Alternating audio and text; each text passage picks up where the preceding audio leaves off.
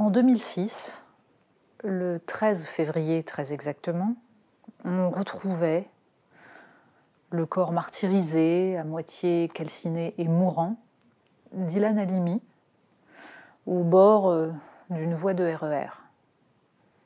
Il était retenu depuis le 21 janvier par un groupe de jeunes gens qui se baptisaient eux-mêmes le gang des barbares, sans d'ailleurs véritablement qu'il y ait dans ce groupe d'appartenance précise, puisque l'enquête montrera que 27 personnes étaient au courant de la détention dans une cave de Ilan Halimi.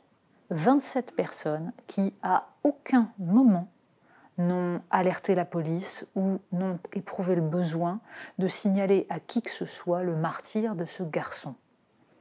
Martyr qui n'était dû qu'à une chose, le fait qu'il était juif, et qu'il était donc considéré comme ayant potentiellement de l'argent. Les Juifs sont riches, n'est-ce pas? On peut, bien sûr, enlever l'un d'entre eux puisque la communauté fera corps. C'était cela qu'avaient dans la tête les gens qui l'ont enlevé et qui l'ont torturé, privé de nourriture, qui lui ont imposé tous les sévices possibles par sadisme, par méchanceté pure. Ceux aussi qui ont participé, la jeune femme qui a servi d'appât, par exemple. Tous ces gens-là ont agi par préjugés antisémites purs. Et pourtant, il a fallu un temps infini à l'époque pour que la justice et la société française dans son ensemble acceptent l'idée qu'il s'agissait bien d'antisémitisme. C'était il y a 15 ans. Et aujourd'hui, c'est passé. En 2006, un jeune garçon a été torturé parce qu'il était juif. Quelques années plus tard, le 19 mars 2012, des enfants juifs ont été tués parce qu'ils étaient juifs.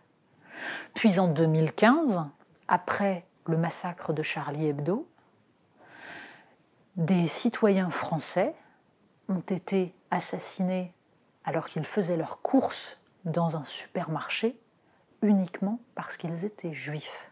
Et le plus atroce, c'est sans doute de se dire que finalement, l'attentat de l'Hypercacher n'aurait peut-être pas revêtu autant d'importance s'il n'y avait pas eu avant l'attentat de Charlie Hebdo. Il serait temps que la France regarde cela en face. Et il faut absolument lire et relire le livre de Morgan Sportes, Tout de suite, qui raconte par le menu ce qui s'est passé lors de ces 3 semaines pendant lesquelles Ilan Halimi a été torturé. Morgan Sportes est allé rencontrer tous les intervenants, tous les acteurs de cette barbarie. Son récit est précis, sans affect, chirurgical. Il s'intitule Tout de suite parce que Morgan Sportes analyse les motivations de ces jeunes gens qui ont dans l'idée tout simplement qu'ils vont gagner facilement de l'argent, qu'il faut pouvoir consommer, pouvoir s'acheter le dernier téléphone, la dernière marque de basket. Dans une société de consommation quasiment pornographique, l'envie de l'argent facile induit l'abandon total de toutes les limites.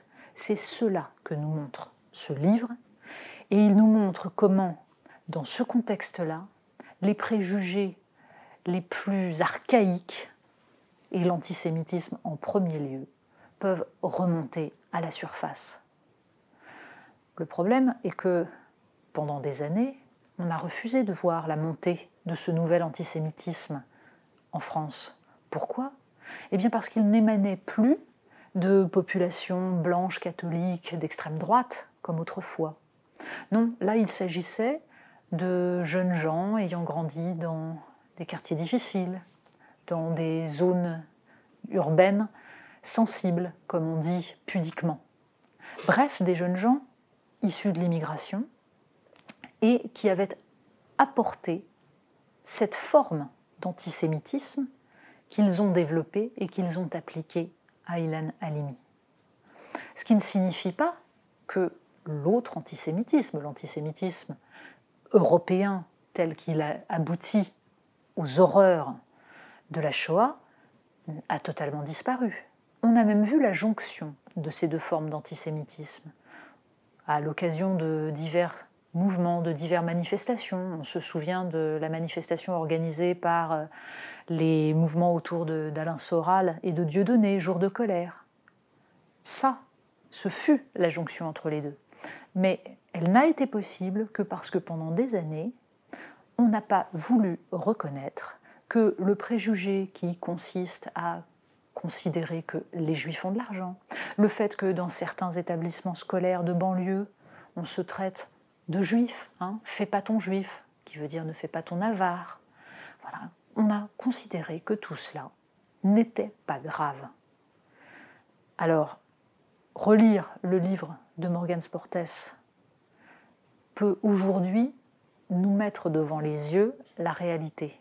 Cette réalité qui s'est manifestée en 2006, en 2012, en 2015, et qui va continuer à se manifester si nous ne décidons pas collectivement qu'il y a là une cause absolument essentielle.